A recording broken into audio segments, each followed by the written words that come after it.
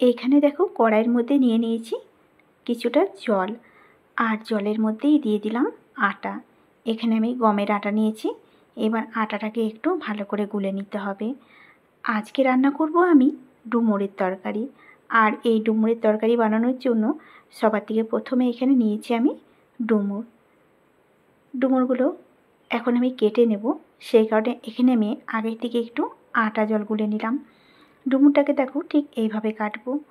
একটা ডুমুরকে নিয়ে চারপাশ দিয়ে এইভাবে ডুমুরের ছালটাকে নিয়ে নেব, আর মধ্যে যে বীজটা সেটাকে ফেলে দেব। আর এই যে আটা জল গুললাম, এই আটা জলের মধ্যেই আমি ডুমুরটাকে ভিজিয়ে রাখবো। এতে করে ডুমুরের সমস্ত কষ বেরিয়ে যাবে আর জলটা দেখবে কালো হয়ে যাবে।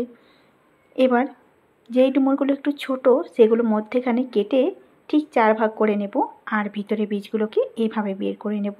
যেহেতু ছোটো ডুমুরগুলো কচি রয়েছে, বীজগুলো অনেকটাই কচি, হাত দিয়ে এভাবেই আমি তুলে নিচ্ছি। আর যেগুলো বড় ডুমুর হবে সেগুলো কিন্তু সাইডের থেকে ছালগুলো আমি নিয়ে নেব। এই যে দেখো ডুমুরগুলো কিন্তু কাটা হয়ে গেছে, আর কেটে নিয়ে আমি আটা জলের মধ্যে রেখেছিলাম। দেখতেই পাচ্ছ জলটা কেমন কালো হয়ে গেছে, আর ডুমুরগুলো কিন্তু বেশ পরিষ্কার হয়ে গেছে। এবার আমি ভালো করে ভালো জল দিয়ে ডুমুরগুলোকে ধুয়ে নেব। ডুমুরগুলো ধুয়ে নিয়ে কড়াইয়ের মধ্যে জল দিয়ে সবার থেকে প্রথমে ডুমুরগুলোকে একটু সেদ্ধ করে নিতে হবে। এখানে আমি সামান্য পরিমাণে নুন দিয়ে দেব। নুন দিয়ে আগে ডুমুরটাকে একটু সেদ্ধ করে নেব। যেহেতু পাতলা করে কেটে নিয়েছি, খুব তাড়াতাড়ি কিন্তু ডুমুরটা সেদ্ধ হয়ে যাবে। তোমরা চাইলে প্রেসার কুকারেও একটা সিটি দিয়ে নিতে পারো। এখন ঢাকা দিয়ে কিছু সময়ের জন্য আমি রান্না করে নেব। কিছুক্ষণ পর দেখো ঢাকনাটাকে খুলে নিলাম। ডুমুরগুলো কিন্তু খুব ভালোভাবেই সেদ্ধ হয়ে গেছে। এবার ডুমুরগুলোকে নামিয়ে ঠান্ডা করে নেব। অন্যদিকে কড়াইয়ের মধ্যে সর্ষের তেল আমি দিয়ে এখানে ফোড়নের জন্য 2টো শুকনো লঙ্কা, আর দিয়ে দিলাম একটু গোটা জিরে, দিয়ে দিলাম 2টো তেজপাতা।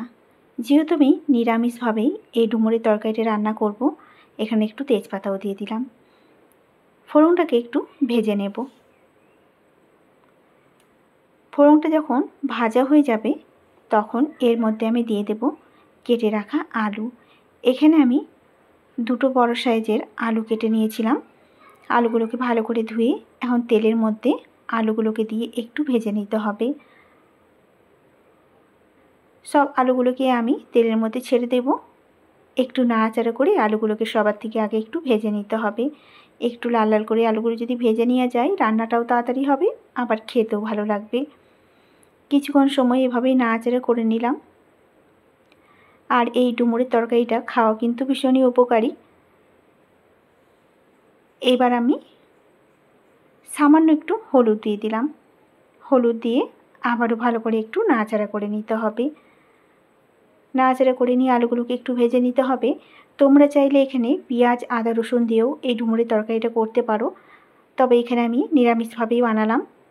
আলুগুলো দেখো একটু ভাজা হয়ে গেছে।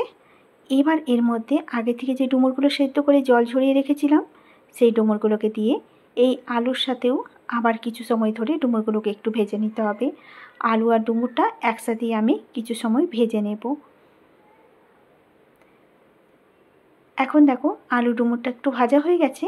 এবার এর মধ্যে দিয়ে দেব লঙ্কার গুঁড়ো, হলুদের গুঁড়ো, আর দিয়ে দিলাম নুন।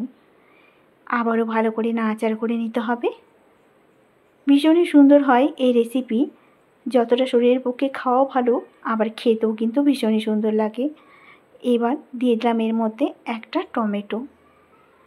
টমেটো দিয়ে আবারও ডুমুরের সাথে আমি ভালো করে মিশিয়ে নেব। আর এখানে দেখো মশলার মধ্যে আমি নিয়ে নিয়েছি গোটা জিরে আর আদা। এই দুটোকে আমি শিলপাটাতে করে বেটে নিয়েছিলাম। যে কোনো নিরামিষ রান্নাতে শিলপাটাতে করে যদি মশলা বেটে দেওয়া হয় তবে কিন্তু সেই তরকারির স্বাদটা খুব ভালো হয়। যেহেতু এর মধ্যে পেঁয়াজ রসুন দিচ্ছি না। এখন দেখো মশলা দিয়ে আবারও কিছুক্ষণ নাড়াচাড়া করে খুব ভালো মতো করে মশলাটাকে আমি কষিয়ে নেব। যতক্ষণ না অবধি মশলা থেকে কাঁচা গন্ধ যাচ্ছে ততক্ষণ অবধি আমি মশলাটাকে কষিয়ে নিতে হবে। কিছুক্ষণ পর মশলা যখন কষানো হয়ে যাবে এর মধ্যে খুবই সামান্য পরিমাণে অল্প চিনি দিয়ে দেব। এতে করে স্বাদটা ভীষণই সুন্দর হবে। আবার একটু নাড়াচাড়া করে নিলাম। খুব ভালো মতো কিন্তু মশলা কষানো হয়ে গেছে। এবার এর মধ্যে প্রয়োজন মতো আমি জল দিয়ে দেব। আর এই কষাতে কষাতেই দেখো আলু কিন্তু খুব ভালো মতো সেদ্ধও হয়ে গেছে। এবার জল দিয়ে দেব। জল দিয়ে তরকারিটা একটু গামাখা করে নামাবো। এখানে খুব বেশি জল আমি দিলাম না, যেহেতু আলু আর ডুমুর কিন্তু সেদ্ধ হয়েই গেছে কষানোর সময়। ডুমুর তো আগে থেকে সেদ্ধ ছিল, আর আলুটা কিন্তু ভাজতে ভাজতে সেদ্ধ হয়ে গেছে। কিছুটা জল দিয়ে ঢাকা দিয়ে রেখে দিলাম। কিছুক্ষণ পর আমি ঢাকনাটাকে খুলে নেব। মধ্যে দু একবার ঢাকনাটা খুলে আমি দেখে নিয়েছিলাম। এখন দেখো ঝোলটা কিন্তু অনেকটাই শুকিয়ে গেছে। এবার একটু নাড়াচাড়া করে নিলাম। ঠিক এরকমভাবেই তরকারিটা নামাতে হবে, যতটুকু ঝোল আছে শুকিয়ে যাবে। এবার নামাবার আগে দিয়ে দেবো এর মধ্যে একটু গরম মশলা আর ঘি।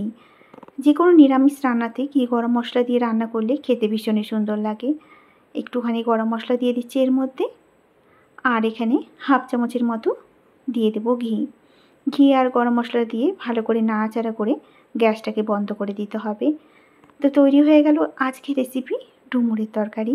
আশা করছি আজকের রেসিপিও তোমাদের কাছে ভালো লাগবে। আর যদি ভালো লাগে চ্যানেলটিকে সাবস্ক্রাইব করার অনুরোধ রইল। এখন দেখো ঘি গরম মশলাটা দেওয়ার পরে আমি একটু নাড়াচাড়া করে নিলাম। করে এবার কিন্তু গ্যাসটাকে বন্ধ করে দিয়েছি। গ্যাসটাকে বন্ধ করে দিয়ে এবার ঢাকনাটাকে ঢাকা দিয়ে কিছু সময় ধরে আমি এভাবেই ঢাকনা চাপা দিয়ে রেখে দেব। এতে করে ঘি গরম মশলাটা ভেতরে গেলে তরকারির স্বাদ আরও বেশি ভালো হবে। তারপরে যখন কিছু সময় হয়ে যাবে তারপরে গরম গরম পরিবেশন করব ডুমুরের তরকারি।